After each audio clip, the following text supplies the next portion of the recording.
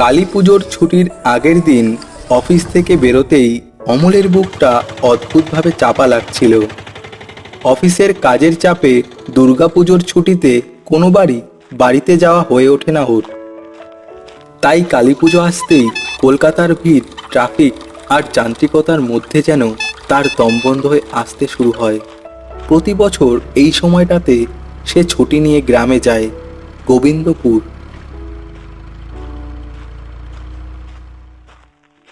নদীর ওপারে ছোট্ট গ্রাম, শৈশবের স্মৃতি, পুজোর কোলাহল, ঠাকুর দালানের ঢাকের শব্দ সব যেন তাকে টেনে নেয়।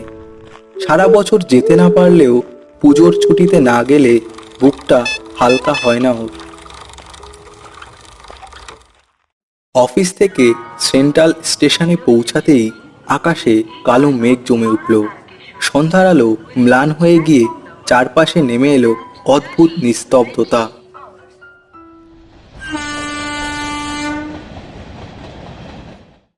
আশ্চর্য, পুজোর সময় ট্রেনে হট্টগোল থাকার কথা, অথচ আজ ভীষণ ফাঁকা লাগছে।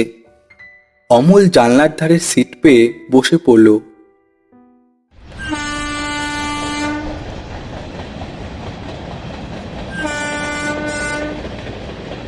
ট্রেন ছাড়তেই বাইরে শুধু ঘন অন্ধকার, মাঝে মাঝে গাছগাছালির আড়াল ভেদ করে কুঁড়ে ঘরের আলো হঠাৎ ঝলক দিয়ে মিলিয়ে যাচ্ছে।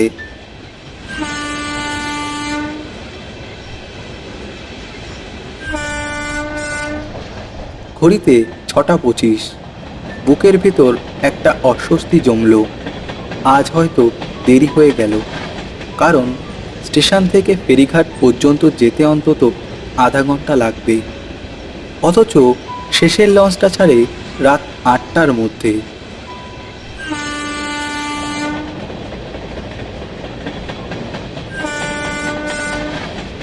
ঠিক তখনই ট্রেন হুইসেল বাজিয়ে থামল একটি ছোট্ট স্টেশনে, কাঞ্চনপুর। এখানেই নামতে হয় অমলকে। ট্রেন থামতেই সে নেমে গেল।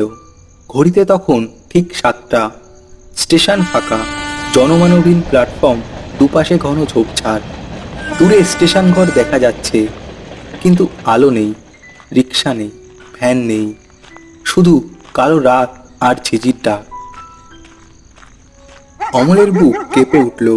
এতদিন ধরে এ পথে এসেছে, কিন্তু এমন নির্জনতা কখনো মনে হয়নি। তবু সে নিজেকে বোঝালো, ও কিছু না, আজ পুজো, সবাই গ্রামে ব্যস্ত, তাই হয়তো ফাঁকা লাগছে। প্ল্যাটফর্ম থেকে নেমে কাঁচা রাস্তায় পা রাখতেই অমলের মনে হলো তার নিজের পায়ের শব্দটা যেন প্রতিধ্বনিত হচ্ছে, যেন পেছনেও কেউ হাঁটছে। হঠাৎ ঘুরে দাঁড়িয়ে দেখল শুধু অন্ধকার রাস্তা, কাশফুল দুলছে, নদীর দিক থেকে কুয়াশা ভেসে আসছে, কেউ নেই।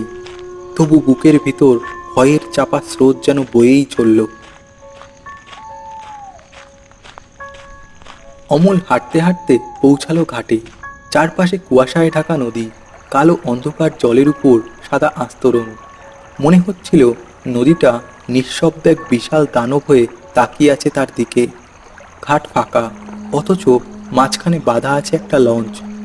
ভেতরে লণ্ঠনের আলো জ্বলছে, কিন্তু আশ্চর্য, কোনো মাঝি নেই, কোনো যাত্রী নেই। অমল কিছুটা হাঁপ ছেড়ে বলল, উফ, শেষ লঞ্চটা আছে, ভাগ্যিস।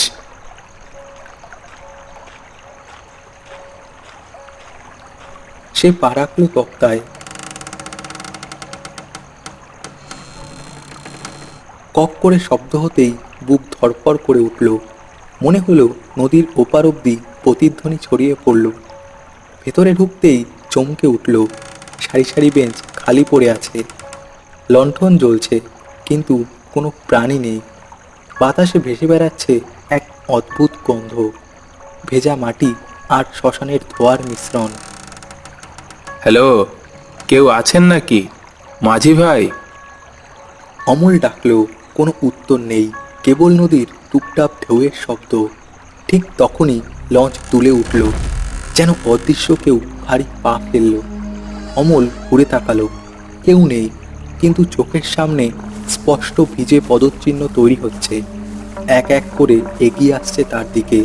হঠাৎ অন্ধকার হাওয়ায় সঙ্গে সঙ্গে ভেসে এলো ফিসফিস শব্দ। একা কেন গেলে?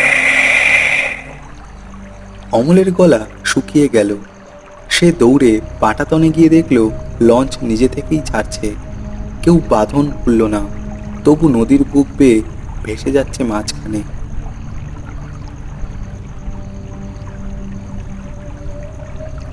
কুয়াশা আরো ঘন হয়ে এলো। মনে হলো অসংখ্য অদৃশ্য চোখ তাকিয়ে আছে তার দিকে। ঠিক তখনই লণ্ঠন নিভে গেল। অন্ধকার। অমল আঁকড়ে ধরল বেঞ্চের হাতল। কানের পাশে হঠাৎ ঠান্ডা নিঃশ্বাস। গলার নিচে গড়িয়ে পড়ল এক ফোঁটা ঠান্ডা জল। চোখ সে দিয়ে দেখতে পেল লঞ্চের বেঞ্চগুলো হঠাৎ ভরে গেছে যাত্রীতে। সাদা ধুতি, পুরনো কোট, গামছা পরা কয়েকজন পুরুষ বসে আছে। কারো চোখ নেই, কারো মুখ ঢাকা, সবাই চুপচাপ নদীর দিকে তাকিয়ে। হঠাৎ এক বৃদ্ধ মাথা তুলল, চোখের জায়গায় ফাঁকা গর্ত। ফিসফিস করে বলল, আমরা সবাই যাত্রী, মাঝরাতের যাত্রী। এই নদী পার হয়েছি, কিন্তু কেউ ফেরেনি। অমল আতঙ্কে কেঁপে উঠল। না, আমি তো বেঁচে আছি, আমি গ্রামে যাচ্ছি। আরেকজন মুখ তুলল, গালে চামড়া নেই, হাড় বেরিয়ে আছে। সে বলল, আমরাও একদিন বেঁচেছিলাম, শেষ লঞ্চে উঠেছিলাম, তারপর নদী আমাদের কেড়ে নিল। তোমরা তো ভূত। সঙ্গে সঙ্গে সবাই ফিসফিস করে হেসে উঠল। সেই হাসি নদীর জলে প্রতিধ্বনিত হয়ে ভয়ঙ্কর চিৎকারের রূপ নিল। লঞ্চ তুলতে লাগলো ভয়ঙ্করভাবে। কুয়াশা আরো ঘন হলো। যাত্রীরা একে একে মিলিয়ে যেতে লাগলো। শুধু ভিজে পদচিহ্নগুলো থেকে গেল। অমলের দিকে এগিয়ে আসছে। অমল মরিয়া হয়ে চিৎকার করল, আমাকে ছেড়ে দাও, আমি মরতে চাই না। কিন্তু নদী যেন তার কান্না গিলে নিচ্ছিল। ঢেউয়ের শব্দ হয়ে উঠল গোঙানিতে, ফিসফিসে আর্তনাদে। ঠিক তখনই দূরে দেখা গেল নদীর ওপারে আলো। গোবিন্দপুরের গ্রামের প্রদীপ। ঢাকের আওয়াজ ভেসে আসছে। অমলের বুক দুলে উঠল আশায়।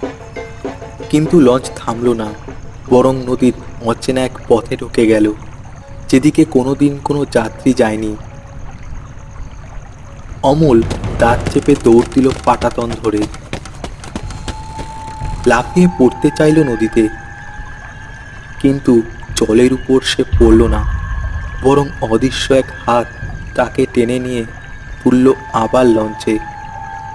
কানে ভেসে এলো এক করুণ গলা, যখন একবার মাঝরাতে লঞ্চে ওঠা হয়, তখন আর নামা যায় না। অমল ভয়ে পাথর হয়ে গেল।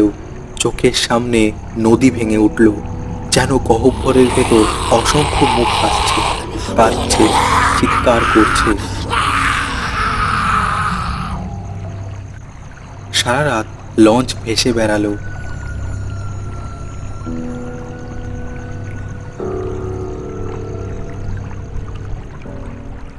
ভোর হওয়ার আগে হঠাৎ কুয়াশা কেটে গেল। মাঝ নদীতে কোথাও লঞ্চের হদিশ রইল না। সকালে গ্রামের লোকেরা ঘাটে এলে তারা ফিসফিস করে বলল, গত রাতে আবার মাঝরাতে লঞ্চ চলেছে, কেউ উঠেছিল নাকি? কেউ নিশ্চিত জানো না, তবে নদীর ধারে দেখা গেল কেবলই ভিজে পায়ের ছাপ। স্টেশন থেকে শুরু করে ঘাট পর্যন্ত, তারপর অদৃশ্য হয়ে গেছে নদীর বুকে। চলে শেষ যাত্রা। লোকেরা থমথমে মুখে একে অপরের দিকে তাকালো। তারপর ধীরে ধীরে সবাই সরে গেল। শুধু নদীটাই রইল স্থির, কালো, গম্ভীর, যেন তার বুকের নিচে গোপন করে রেখেছে আরেকটি নতুন যাত্রীকে।